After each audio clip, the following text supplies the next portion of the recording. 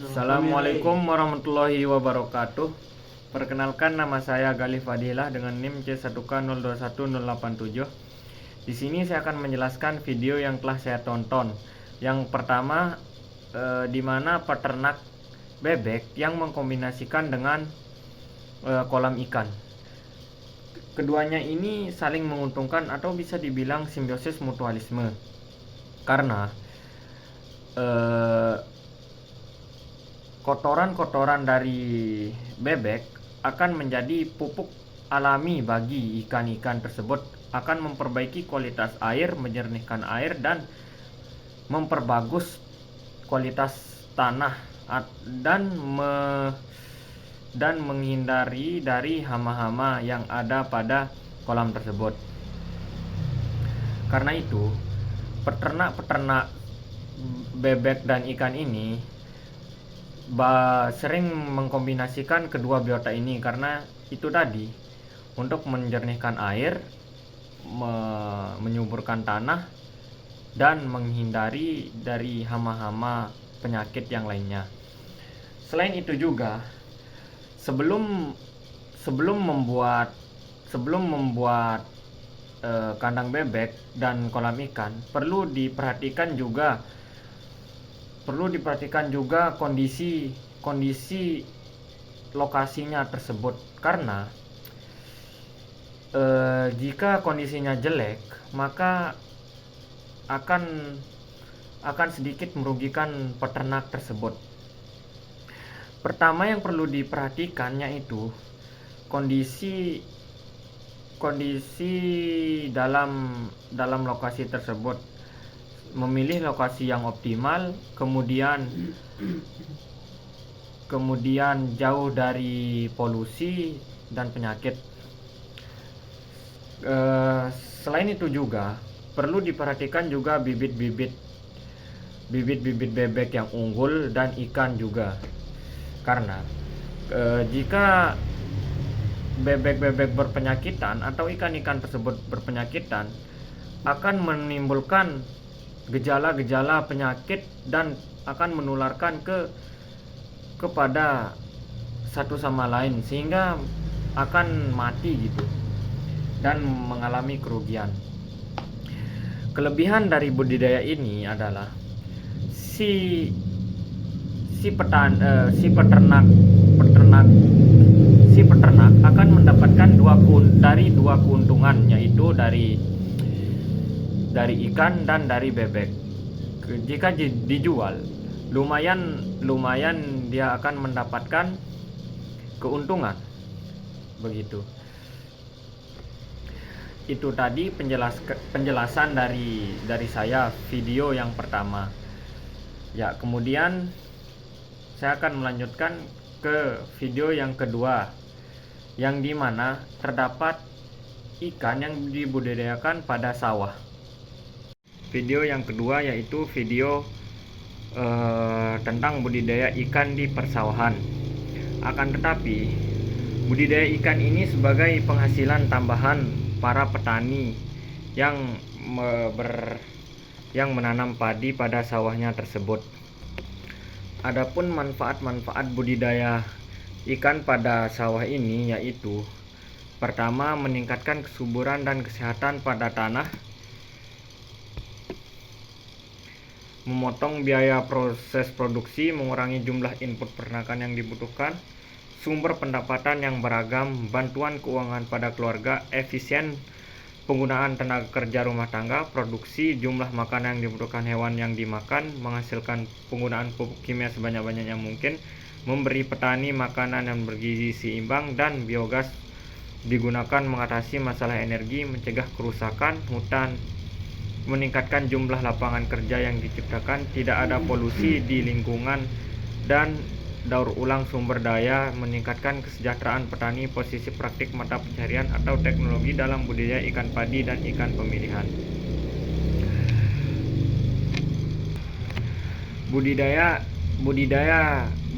ikan yang ada di sawah ini dilakukan pada air yang mengalir dan dataran yang rendah. Selain itu juga perlu diperhatikan petak pada sawah. agar menjaga ikan-ikan tersebut agar tidak lepas dan mudah kabur gitu.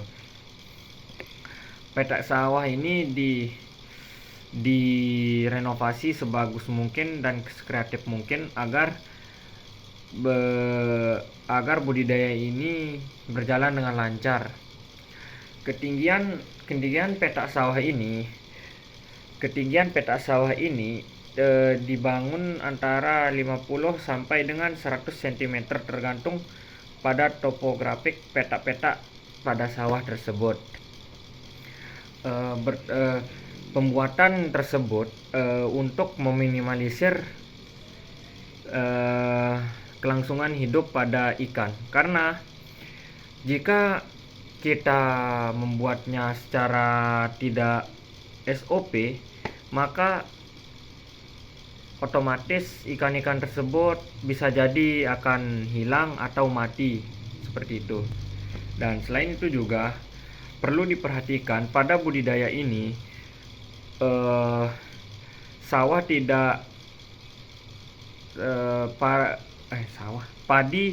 padi tidak perlu diberikan pemupukan bahan kimia, karena jika dilakukan pemupukan menggunakan bahan kimia, maka ikan-ikan tersebut otomatis akan mati karena ikan-ikan tersebut keracunan. Alangkah baiknya pada budidaya ini, pupuk yang digunakan untuk padi-padi tersebut yaitu menggunakan pupuk alami seperti kotoran sapi, kotoran ayam, dan lain sebagainya. Intinya menggunakan pupuk alami begitu, tidak menggunakan pupuk kimia untuk meminimalisir kematian pada ikan yang dibudidayakan pada persawahan tersebut. Kemudian, pupuk-pupuk tersebut tidak seolah-olah ditebarkan secara biasa-biasa saja. Akan tetapi pupuk-pupuk tersebut ditebarkan dengan cara menebarkan ke seluruh bagian persawahan untuk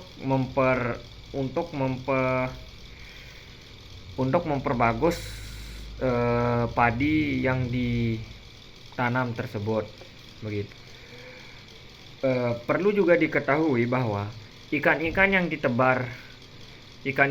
ditebar pada persawahan tersebut tidak langsung ditebar dari larvanya, akan tetapi dibudidayakan terlebih dahulu di kolam-kolam kecil selama 1 sampai dengan 2 bulan. Kemudian setelah 1 sampai 2 bulan dibudidayakan, baru ditebar pada persawahan. Karena jika ditebarnya masih kecil-kecil, tingkat kelangsungan hidup ikan tersebut tidak bisa dijamin gitu. Akan kebanyakan mati karena tidak sesuai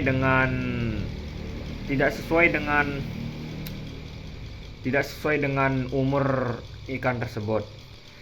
Selain ikan, padi juga dibiarkan selama 2 bulanan atau lebih agar memperkuat akarnya sehingga untuk keberlangsungan budidaya keduanya. Kemudian perlu diperhatikan juga yaitu pemantauan kualitas air. Pemantauan kualitas air dilakukan menggunakan mesin ukur, menggunakan alat ukur yaitu CT-Desk atau pH meter. Mengapa? Perlu juga dilakukan pengecekan air ini agar kualitas airnya itu terjaga. Yang dimana jika kualitas air di persawahan itu jelek, otomatis akan membunuh perlahan-perlahan ikan dan padi yang dibudidayakan pada sawah tersebut. Karena itu perlu dilakukan pengecekan kekuruhan, kualitas air, dan lain sebagainya untuk melangsungkan budidaya pada sawah tersebut. Setelah kualitas air, perlu diperhatikan juga pemberian pakan pada ikan. Pemberian pakan pada ikan tidak bisa berlebihan atau waktunya senonoh-senonoh. Akan tetapi pemberian pakan pada waktu yang sesuai agar laju pertumbuhan pada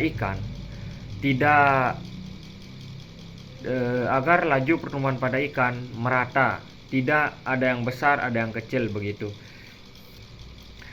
Kemudian setelah semuanya berhasil dilakukan, maka si petani akan mendapat dua keuntungan, yaitu pertama akan memanen padi dan pemanenan pada ikan. Pemanenan padi ini akan menjadi pemasukan pokok, kemudian budidaya ikan tadi akan menjadi penghasilan tambahan begitu. Sehingga dapat diambil kesimpulan dari dua video yang telah saya tonton, yaitu sama-sama saling menguntungkan dan mempunyai penghasilan pokok dan penghasilan tambahan begitu. Itu tadi penjelasan dari saya.